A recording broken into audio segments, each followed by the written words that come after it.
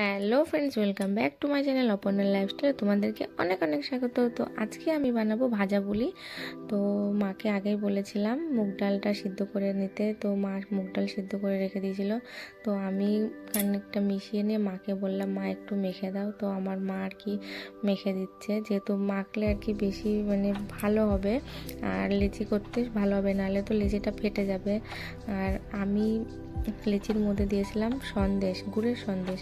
আর গুড়ের সন্দেশটা খেতে আমার ভীষণই ভালো লাগে। আর এই খেজুর গুড়ের সময় হলে আমার তো খেজুর গুড়ের রসগোল্লা আর খেজুর গুড়ের সন্দেশ খেতে আমার ভীষণই ভালো লাগে।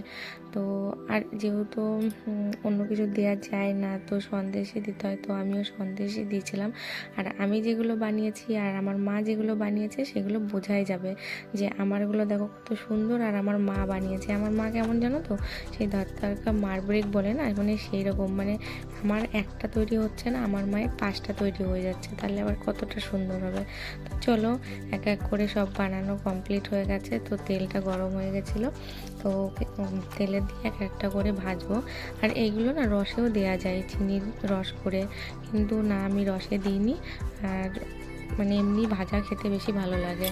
এই পিঠেটা বানিয়েছি আমার মায়ের জন্য, আমার মা খেতে চেয়েছিলো, তো আমি বলেছিলাম ঠিক আছে আমি তোমাকে বানিয়ে দেবো। তো আমি যখন বাড়ি গেছিলাম তখনই আর কি বানিয়ে দিয়েছিলাম।